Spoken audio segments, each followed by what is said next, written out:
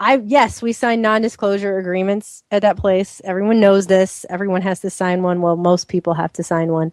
And yes, since we left, we're in the, we've been not so subtly reminded multiple times that we signed that and that we better shut our freaking mouths.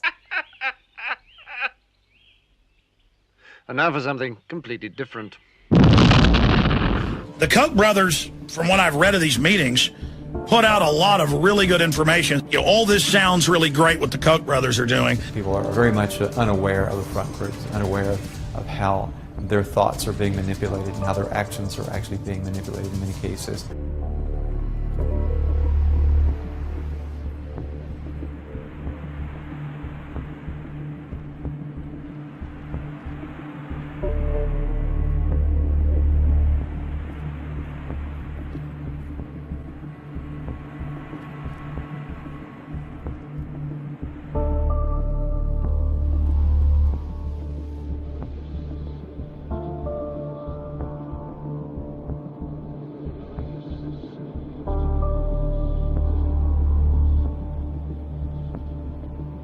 The Koch brothers recently wrapped up their annual Big Money Summit where they met with corporate leaders, lawmakers, and other billionaire conservatives.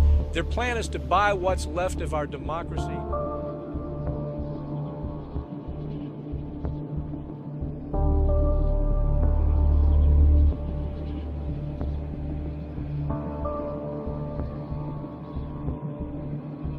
So it's not Koch brothers good guys, everybody else bad guys. It's just that I've been constantly accused of working for the Koch brothers with no evidence. And then so I go and I think, I say, well, let me really research the Koch brothers. And so it becomes kind of a little pet project as I do in research. And I discover that they're anti-Agenda 21. They have, quote, secret meetings with conservative leaders. And they sneak out the audio, and it's, how do we defend the Second Amendment? How do we defend the family? How do we keep America competitive? How do we reverse offshore?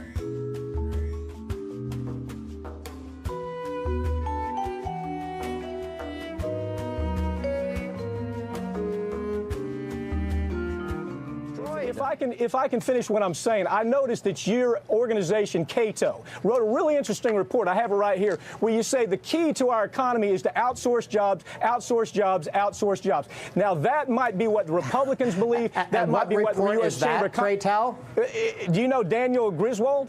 Yes, you do, because he wrote the report. Of course. Well, I have the report right here where you say the way to solve our economic problems is to send jobs to India and Saipan. So that's what you have to live with.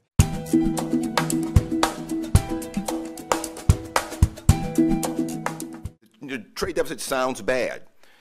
Every time a news reporter talks about the trade deficit rising, there's a collective groan. Oh, no, it's bad. Or if it falls, we say, whoa, that's really good news. It sounds like we're losing something. It sounds like something must be repaid. And it's one that I'm sorry to say is shared by more than a few economists who don't think seriously about trade. Actually, a lot of economists don't think seriously about economics. I think this view is completely backwards. A trade deficit never, ever, ever is a cause of economic harm. It always improves the economy.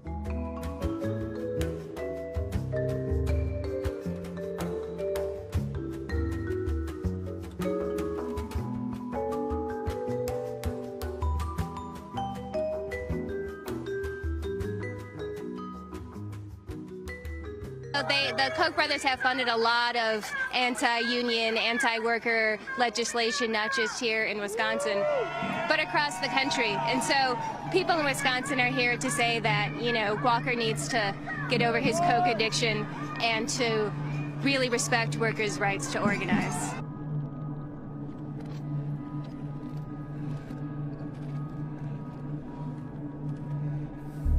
I think this view is completely backwards.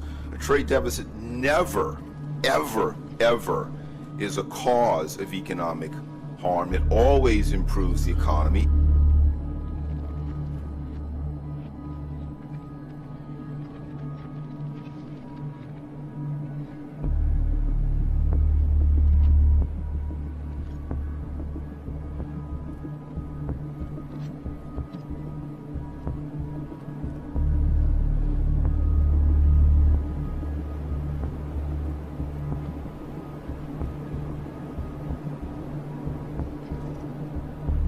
How do we keep America competitive?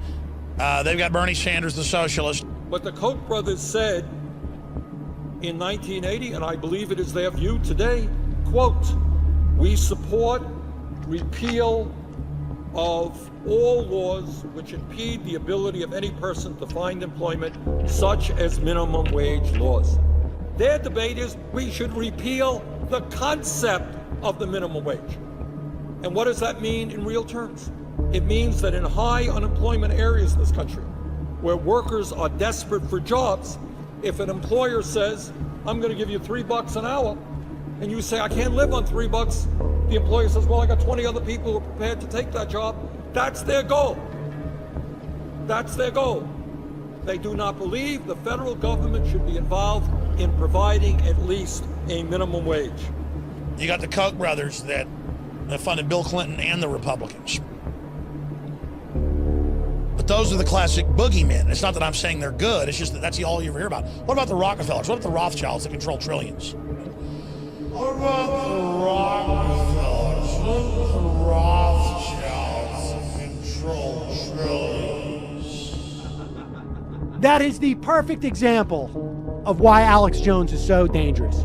He takes people who have legitimate concerns that we're getting screwed over by the very wealthy who have aligned interests and gives them some type of rubber ducky toy to play with that is all about conspiracies and Bilderbergers and people talking to owls in the woods. That's the real truth is over here. Play with your diddle. Let me play with my diddle thing over here. Pay no attention to the guys who are putting $1 billion into American politics.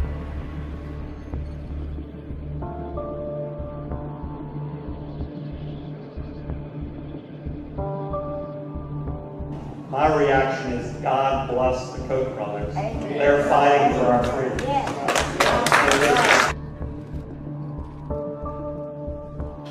The Koch brothers, from what I've read of these meetings, put out a lot of really good information. All this sounds really great what the Koch brothers are doing.